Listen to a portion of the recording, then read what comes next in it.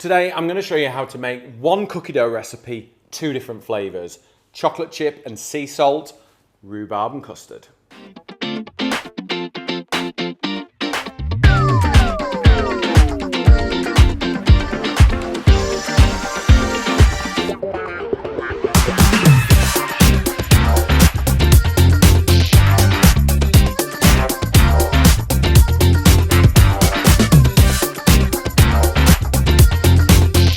Okay, right, so let's make our base recipe. So I've got my butter. Now, if you want the recipe, go to petersidwell.com. It's on the website there. You can get it there, okay? So, salted butter, in we go. This is at room temperature. It's important that it's a room temp because you need to amalgamate it together with our two sugars. Now, to make a really good cookie, I think you need salted butter and you need two different sugars.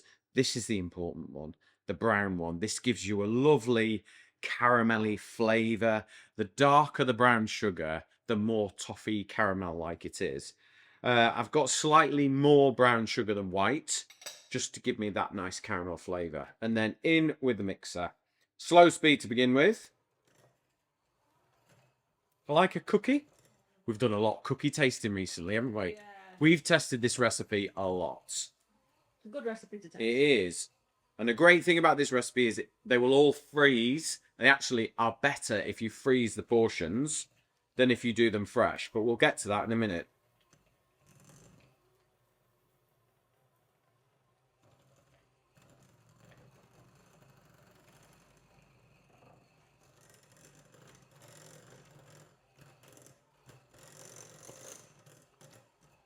Right, speed that one up.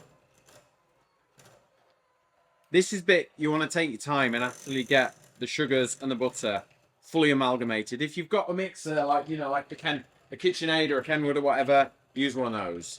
But I've got this hands-free wireless one, which I absolutely love, from KitchenAid, by the way. It's really, really useful.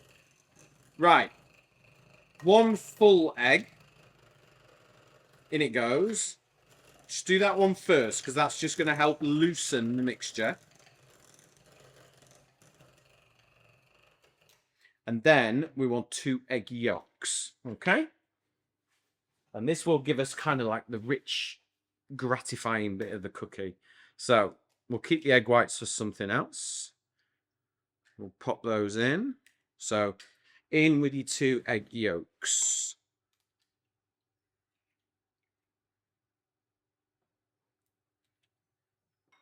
If you haven't got a use for your egg whites, put them in a bag and freeze them. And then you can, once you thaw them out, you can use them for like pavlovas or whatever you want, really. But they are really freezable. So don't chuck them out. But do write on the packet how many egg whites are in there. It's really hard to tell. Add them into your cocktails, can't you? Makes your cocktails all frothy. Yeah. You might look at me when you said that. Yeah. Yeah. Because it's 10 o'clock in the morning, you're probably ready. Yes. Right, okay, so butter, sugars, both sugars, egg yolk and egg in there, okay? Now, we're going to take our flour. So I've got, I think it's 405 grams of plain flour. But like I say, go and have a look on the website. All our recipes are there now. We did our cookbook last year. All the recipes were in there. And now we're pushing them onto the website, okay? So... right, we've got some baking powder and we've got our bicarb. Bicarb's really important in cookies because that's what helps it kind of spread and crackle. But if you put too much in, it kind of spreads too much. So just put the right amount. I think it's 6 grams that I put in mine. Then I've got some vanilla extract. I'll be honest, with cookies, I don't use really, really expensive vanilla. I kind of save my expensive vanilla for things like creme brulees and stuff like that. See, I don't like vanilla. Unless it's fresh. I don't put it in. I don't use vanilla essence or. Oh, I love vanilla. I love vanilla. What we're also going to add is a little bit of custard powder. Now, instead of corn flour, and in the recipe it says corn flour, you can use corn flour or this because there's quite a lot of that in here anyway. But what it's got is a lovely vanilla-y, custardy flavour, and it just works. It works really, really well. So we lifted a bit of the wheat flour out and put a little bit of corn flour custard in there. Okay, so now we can start mixing. If you're just going to make one recipe, one of the flavors, you would mix this and add in your your flavorings at the end, and we're done. But what we're going to do is we're going to split this mixture, but we're just going to incorporate the flour on the slow speed, otherwise we'll have a cloud of flour and you won't see anything.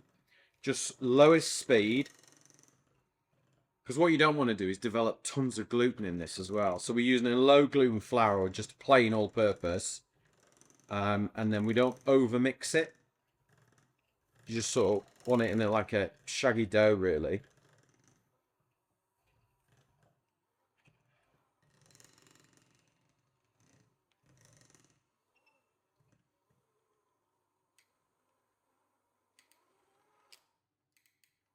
High risk maneuver, that.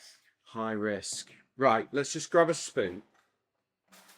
So all I'm going to do is just try and bring this together. So we've got a nice, this is just a simple, great cookie dough. You can add what you like to this now. Okay.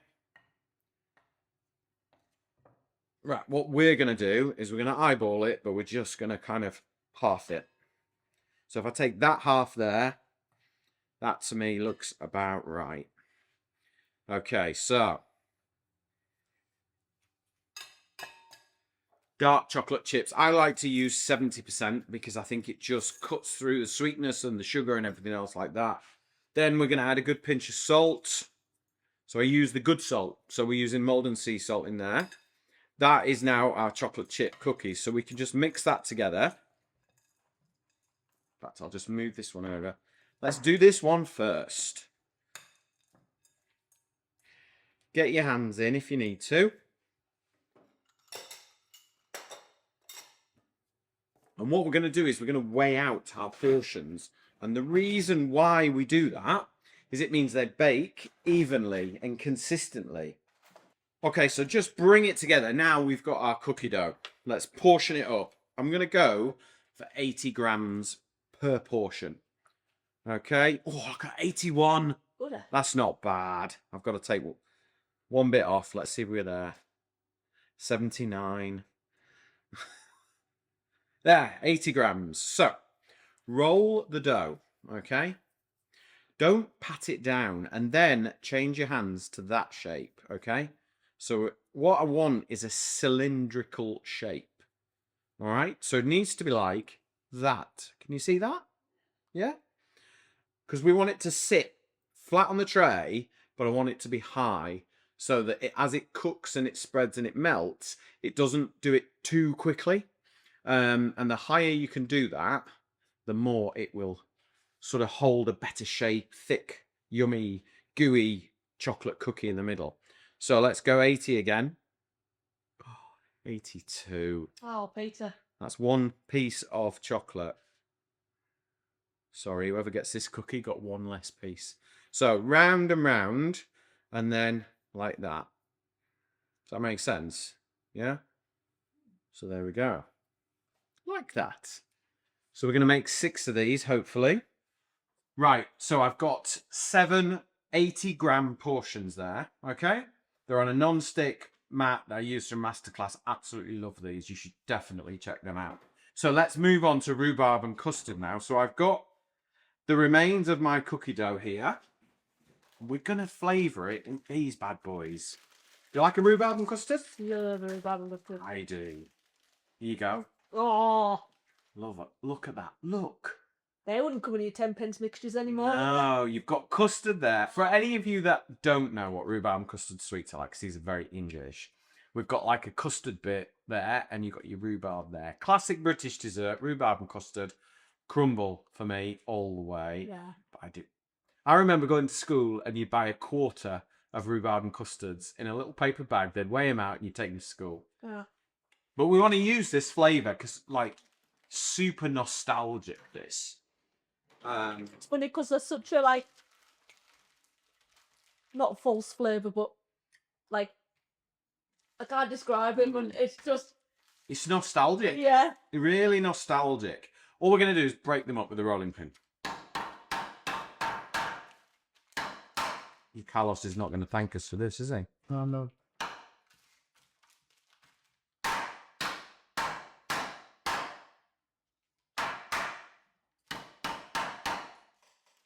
Really lucky. I think I did this last time. Is that breaking? Yeah. They are. Slowly. Yeah, they've got like that. It's not what rhubarb and custard tastes like, but the flavour a bit. It's a weird sensation. I used to get them like rhubarb sticks, neat green in the middle and pink on the outside, pink purple on the outside. But I love a rhubarb sweet. I went to the Rhubarb Festival once in Wakefield because there's a triangle of where the best rhubarb in the countries grow. And it's Wakefield.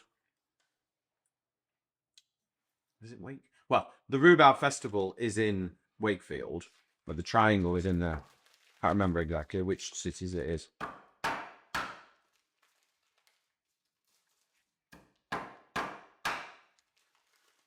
We're nearly there. We're nearly there. Good luck cutting this one up, Carlos. Right. There we go.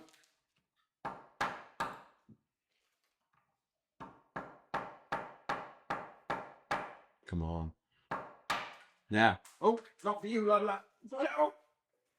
Right, so what you can see now is we've got all these little nuggets now of rhubarb and custard. Look, they will then go into our cookie dough.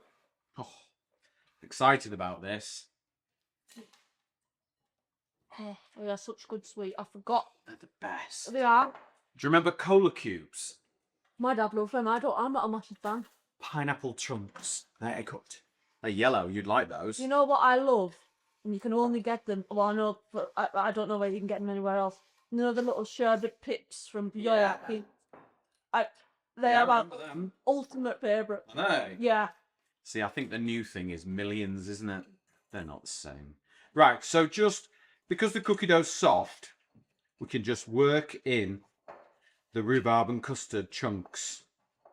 Oh, and there's apple sweets that had like a tricolour in them and they were a bit sour. Oh, yeah, I remember that. Then again, they were like that false apple flavour, but they were so good. Really tart, weren't they? Yeah, I remember. Yeah.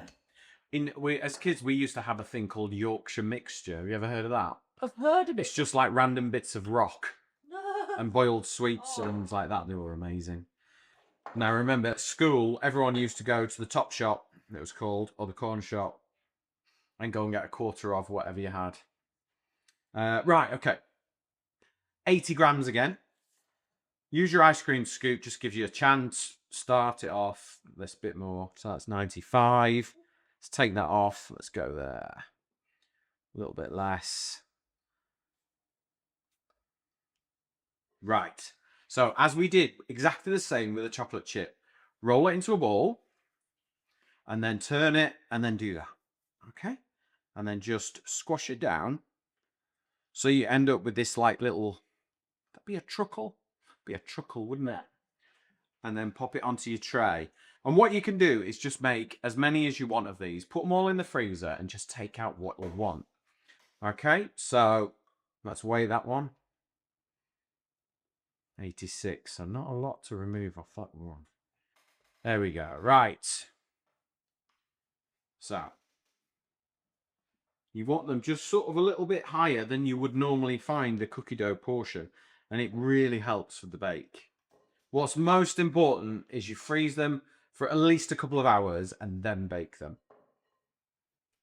But leave them overnight is even better if you absolutely can. And these ones, these rhubarb and custard, they've just got such a nostalgic flavour. Oh. Couldn't be more British in an American cookie, really. It's like the best of both worlds. Oh. You still going on the rhubarb and custard? Mine's long gone. I forgot how good they were. No, love them. Right, last one. Roll into a ball. and then turn your hands like that. And that's going to give us that cylindrical shape. Pat it down because you want it to sit flat on the baking tray. And then on. These now need to go into the freezer for at least a couple of hours, or put them in overnight and then just take out what you want and bake them. There you go. Those are my beautiful cookies. One cookie dough, 2 different recipes. Go to petersidwell.com. You can get the recipe there. Make either flavour or make both flavours.